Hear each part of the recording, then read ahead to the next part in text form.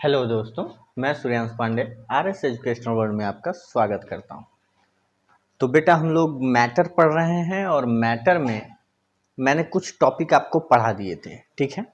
और अब हम जो है उसके आगे की चीज़ों पे डिस्कस करेंगे। आई होप कि आपको पहला जो पार्ट है वो समझ में आया होगा और आज मैटर जो है ख़त्म हो जाएगा, ठीक है। और आज हम इसको बहुत अच्छे तरीके से देखेंगे और जो है लास्ट में मैं आपको एक बहुत बेहतरीन फैक्ट बताऊंगा, उसको भी आप लोग देखिएगा, ठीक है। तो उसके लिए आप बने रहिए। एक बार रिकॉल कर लेते हैं। मैंने आपको बताया था कि जो भी चीज़ें जो है मास, जिसका अपना मास होता है और स्पेस ऑक्यूपाई करता है, उसको हम मैटर कहते हैं। हमने देखा था कि थ्री स्टेट ऑफ मैटर होते हैं, जिसमें जो है सॉलिड, लिक्विड और गैस, उनकी प्रॉपर्टीज़ के बारे में हमने बात कर लिया था कि कौन सा जो है उनका वॉल्यूम कैसा होता है, उनका शेप साइज क्या है, उनकी फ्लूइडिटी क्या है, ठीक है। कंप्रेसिबिलिटी क्या होती है, किस में अधिक होती है, किस में कम होती है, इन सारी चीज़ों के ऊपर हमने बात कर लिया था। तो आज हम स्टार्ट कर देते हैं बेटा एडहेशन एंड कोहेजन फोर्स, ठीक है। तो हम देख लेते हैं कि एडहेशन फोर्स होता क्या है। अगर हम बात करें एडहेशन फोर्स या कोहेजन फोर्स, तो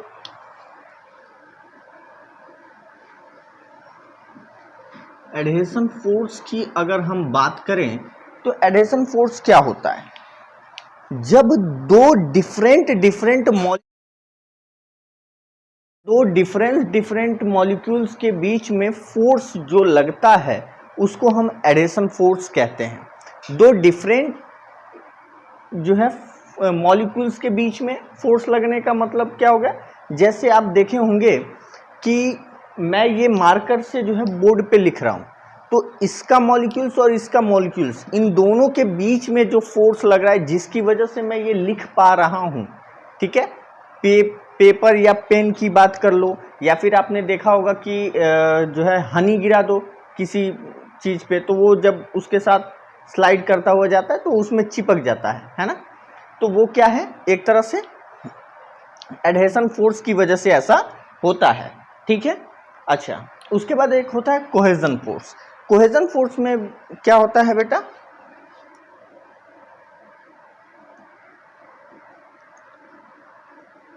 कोहेजन फोर्स में क्या होता है कि इसमें सेम मॉलिक्यूल्स के ही बीच में अट्रैक्शन फोर्स लगता है, ठीक है। सेम मॉलिक्यूल्स बोले तो जैसे वाटर मॉलिक्यूल्स हो गया, या फिर जो है कुछ मरकरी हो गया, ठीक है। आप देखे होंगे कि वाटर ड्रॉपलेट के फॉर्म में कन्वर्ट हो जाता है।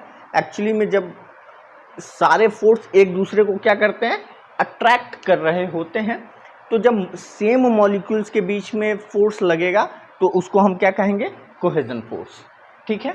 अच्छा, तो इसमें जो है हम देख रहे हैं कि इनकी वजह से, अच्छा इन चीज़ों को आप ऐसे भी देख सकते हैं जैसे कि ये, ठीक है। इंटरमॉलिकुलर फोर्स, दो एटम्स के बीच में इंटरमॉलिकुलर फोर्स ही लगता है, ठीक है। लेकिन अब इसमें भी दो टाइप्स हैं, या तो सेम मॉलिक्यूल्स होंगे या डिफरेंट होंगे। जब सेम होगा, ठीक है, तो उनको हम कोहेसिव फोर्स कहते हैं। अभी आप यहाँ पे देख भी रहे हो, इसको मैं विजुलाइज कराने की कोशिश कर रहा हूँ आपको। और जब डिफरेंस होगा, जब दो डिफरेंट हम मॉलिक्यूल्स ले रहे होंगे, तब ये क्या होगा? एडहेसिव फोर्स होगा, ठीक है। चीज़ें समझ में आ रही हैं क्या कह रहा हूँ मैं? जब डिफरेंट होगा तो एडहेसिव, और जब सेम होगा तो कोहेसिव। एक इसमें थ्योरी है, जैसा कि मैंने आपको बताया था पिछले क्लास में भी, कि काइनेटिक थियरी, ठीक है। तो काइनेटिक थियरी के ऊपर डिपेंड करता है। मैटर का जो काइनेटिक थियरी होता है उसकी वजह से मैटर के स्टेट चेंज होते हैं, और जो कि बहुत इंपॉर्टेंट है। इस चैप्टर में सबसे इंपॉर्टेंट पॉइंट्स ये सारे होते हैं, जिसमें हम पढ़ते हैं मेल्टिंग पॉइंट क्या होती है, बॉइलिंग पॉइंट क्या होती है, सब्लिमेशन क्या होता है, कंडेंसेशन क्या होता है, इन सारी, इवोपोरेशन क्या होता है, वेपराइजेशन क्या होता है, इन सारी चीज़ों के बारे में हम पढ़ेंगे।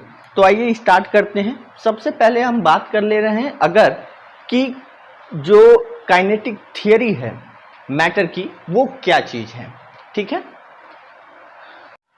ठीक है, तो अब हम बात कर लेते हैं काइनेटिक थियरी की।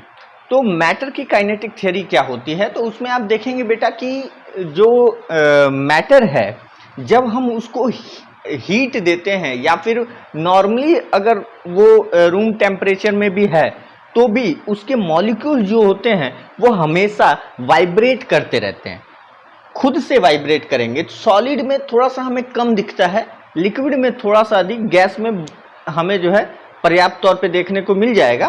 तो जब ये आपस में क्या करते हैं, वाइब्रेशन करते हैं, तो एक तरह से आपको पता होगा कि कोई भी ऑब्जेक्ट जब मोशन में होता है तो उसको हम क्या कहते हैं, काइनेटिक एनर्जी कहते हैं। उसके एनर्जी अंदर जो एनर्जी स्टोर होती है उसको काइनेटिक एनर्जी कहते हैं, ठीक है। तो ये जो पार्टिकल लगातार मूव करते हैं तो इनके अंदर जो एनर्जी स्टोर रही होती है उसको हम काइनेटिक एनर्जी कह रहे हैं। अच्छा, अब जब इसी एनर्जी को हम अधिक टेम्परेचर दे दें, हीट दे दें, कुछ एक्स्ट्रा कुछ दे दें, जिसकी वजह से इनका जो वाइब्रेशन है वो बढ़ जाए, यानी इनका या तो इंटरमॉलिक्यूलर फोर्स अधिक हो जाए या फिर कम हो जाए, ठीक है, तो इनका स्टेट चेंज होने लगता है, ठीक है। तो स्टेट चेंज कैसे कैसे होगा हम उसकी बात कर लेंगे। तो सबसे पहले हम बात कर लेते हैं सॉलिड से लिक्विड में कन्वर्ट होना। सॉलिड से लिक्विड में कैसे कन्वर्ट होता है, जैसे मान लो कि कोई ऑब्जेक्ट है या फिर आप जो है आइस क्यूब ले सकते हो, ठीक है। आइस क्यूब क्या करता है, एक समय के बाद पिघलना शुरू करता है। क्यों?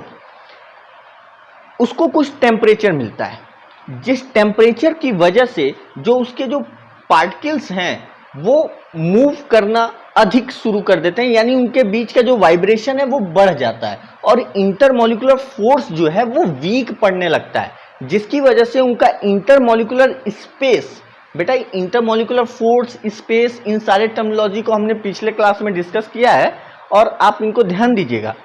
इंटरमॉलिक्यूलर फोर्स कम होने लगता है और इंटरमॉलिक्यूलर स्पेस क्या होने लगता है, बढ़ने लगता है।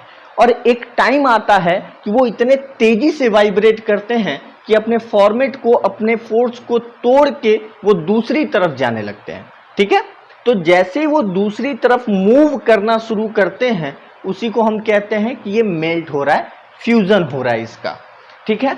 और जिस कांस्टेंट टेम्परेचर पे ये मेल्ट करना शुरू होते हैं उस पॉइंट पे, उस टेम्परेचर पॉइंट पे हम उसको क्या कहेंगे, मेल्टिंग पॉइंट। उस टेम्परेचर पॉइंट को हम क्या कहेंगे, मेल्टिंग पॉइंट, ठीक है। आई होप कि आपको समझ में आया होगा। अच्छा, इसको थोड़ा हम विजुलाइज करने की कोशिश करते हैं, ठीक है। हम एक कंपाउंड लेते हैं, पहले वाटर का ही कंपाउंड ज़्यादा सब हर कोई एग्जांपल में बेस्ट एक तरीके से कॉमन एग्जांपल होता है, ठीक है। इसको लेके चलते हैं, ठीक है। आइस की सबसे पहले हम बात करेंगे। आइस के मॉलिक्यूल्स कैसे अटैच्ड होते हैं वो मैं आपको दिखाने की कोशिश पहले करता हूँ, ठीक है। आइस के जो मॉलिक्यूल्स, पहले ये मैंने एक मॉलिक्यूल बना लिया, ठीक है।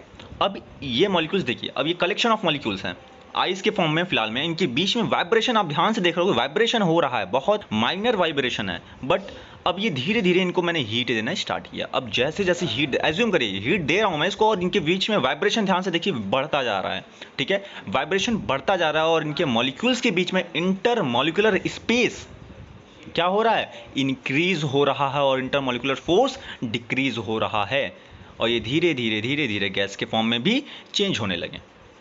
और जैसे ही मैं हीट पे हीट दिया जाऊंगा, इनको थर्मल एनर्जी दिया जाऊंगा, ये क्या होने लगेंगे, इनके बीच में इंटरमॉलिक्यूलर स्पेस बढ़ता रहेगा और फोर्स यानी अट्रैक्शन फोर्स जो होता है वो कम होता रहेगा, ठीक है। और कुछ एक समय ऐसा आएगा जब ये मॉलिक्यूल्स एक दूसरे से बहुत दूर जा चुके होंगे, ठीक है। रीजन सिर्फ इसका एक है, थर्मल एनर्जी, जिसकी वजह से ये सारा प्रोसेस हो रहा है, ठीक है। Solids to liquid, liquid to gas, ठीक है। समझ में आ गया? अच्छा, ये सॉलिड में नॉर्मली जो है होता है। उसके बाद हम बात कर लेते हैं लिक्विड से गैस में। लिक्विड से गैस में क्या होता है, तो लिक्विड में ऑलरेडी जो है एनर्जी, थोड़ा सा काइनेटिक एनर्जी अधिक होती है, जिसमें पार्टिकल्स थोड़ा सा मूव करते हैं, उनके अंदर जो इंटरमॉलिक्यूलर स्पेस है वो ऑलरेडी थोड़ा सा अधिक होता है इन कंपेयर टू सॉलिड, ठीक है। और इंटरमॉलिक्यूलर फोर्स जो है वो वीक होता है, ठीक है। तो जैसे ही उनको कुछ एक्स्ट्रा एनर्जी मिलती है उनका वाइब्रेशन हो जाता है तेज और फिर वो अपने स्टेट को कर देते हैं छुट्टी और वहां से वो भागने लगते हैं। और जैसे ही वो अपने स्पेस को इतना बढ़ा देते हैं कि वो उस स्टेट से ही बाहर होने लगते हैं और वो फिर भाप में कन्वर्ट हो जाते हैं। तो इस प्रोसेस को हम क्या कहेंगे, बॉइलिंग पॉइंट। यानी यहाँ पे भी एक स्टेट चेंज हो रहा है, लिक्विड से वो गैस में कन्वर्ट हो रहा है, और जिस टेम्परेचर पे, जिस कांस्टेंट टेम्परेचर पे वो लिक्विड से गैस में कन्वर्ट हो रहा है, उस टेम्परेचर पॉइंट को हम क्या कहेंगे, बॉइलिंग पॉइंट कहेंगे। ठीक है, आई होप ये समझ में आ गया होगा आपको। यहाँ पे मैंने आप लोगों से टेम्परेचर की बात की तो आपके पल्ले तो पड़ नहीं रहा होगा। लाइए इसको थोड़ा विजुअलाइज करने की कोशिश करते हैं। देखिए हमने यहाँ पे टेम्परेचर को इंक्रीज करना स्टार्ट किया। ये एमपी मतलब मेल्टिंग पॉइंट है और बीपी मतलब बॉइलिंग पॉइंट है। जैसे ही एक एमपी पर पहुंचा, ये सारे मॉलिक्यूल्स पूरी तरीके से लूज हो गए हैं, इनके बीच में इंटरमॉलिक्यूलर स्पेस बढ़ चुका है, और जैसे ये बॉइलिंग पॉइंट पे पहुंचेगा, इनका इंटरमॉलिक्यूलर स्पेस और बढ़ जाएगा, और अट्रैक्शन फोर्स, जो इंटरमॉलिक्यूलर फोर्स है, वो बहुत कम हो चुका होगा। ठीक है, जिसकी वजह से इनके काइनेटिक एनर्जी में इंक्रीजमेंट हो जाएगा और इनके मॉलिक्यूल्स फास्टली मूव करने लगेंगे। उसके बाद इसका रिवर्स देख लेते हैं। रिवर्स में अगर देख लें तो फ्रीजिंग पॉइंट क्या होता है। तो फ्रीजिंग पॉइंट में लिक्विड से सॉलिड बर्फ जमाते हैं, ठीक है, फ्रीज करते हैं। तो उसमें हम क्या करते हैं कि वहां टेम्परेचर को लो कर देते हैं, और जैसे ही लो करते हैं तो वो क्या करता है, उसको मेंटेन करने के लिए एनर्जी गिव अप करता है, और उसको एनर्जी जैसे ही देता है उसकी अपनी एनर्जी कम होने लगती है और उसका अट्रैक्टिव फोर्स बढ़ जाता है। और जब अट्रैक्टिव फोर्स बढ़ जाएगा, इंटरमॉलिक्यूलर फोर्स बढ़ जाएगा, तो इंटरमॉलिक्यूलर स्पेस कम हो जाएगा। आप ध्यान देने वाली बात यह है कि इंटरमॉलिक्यूलर फोर्स और इंटरमॉलिक्यूलर स्पेस ये दोनों एक दूसरे के इनवर्सली प्रोपोर्शनल है। एक बढ़ रहा है तो दूसरा घट रहा है। ठीक है, तो जो इंटरमॉलिक्यूलर फोर्स जब बढ़ जाएगा और इंटरमॉलिक्यूलर स्पेस कम हो जाएगा, तो वो एक पास आ जाएंगे और वो सॉलिड का फॉर्म पकड़ लेंगे, यानी वो सॉलिड में कन्वर्ट हो जाएंगे। और जिस टेम्परेचर पॉइंट पे वो सॉलिड में कन्वर्ट हो जाते हैं, उसी को हम क्या कहते हैं, फ्रीजिंग पॉइंट कहते हैं। आई होप ये बातें समझ में आपको आ गई होंगी। बस इस चीज को समझाने का सिर्फ एक मतलब था, दिखा रहा हूं इसलिए, ताकि देखिए मैंने अब यहाँ पे टेम्परेचर को लो करना स्टार्ट किया और इनके मॉलिक्यूल्स क्या करने लगे, एक दूसरे को ऐड करने लगे, यानी इंटर मॉलिक्यूलर स्पेस कम होने लगा और इंटर मॉलिक्यूलर फोर्स बढ़ने लगा, जिसकी वजह से एक ये सॉलिड के फॉर्म में चेंज होना स्टार्ट हो गया। तो आई होप कि आपको चीजें समझ में आ गई होंगी। अब हम बात कर लेते हैं बेटा सब्लिमेशन की, और कंडेंसेशन की भी बात कर लेते हैं। सबसे पहले कंडेंसेशन की बात कर लेते हैं। ओके, अच्छा, ये चीज़ें आपको 3D में भी इसलिए दिखाते जा रहा हूँ ताकि आपको चीज़ें समझ में अच्छे से आ सकें और आप इसका रिस्पॉन्स दे सकें भाई साहब। ठीक है, पढ़ते रहिए। चलिए, तो बात कर लेते हैं कंडेंसेशन।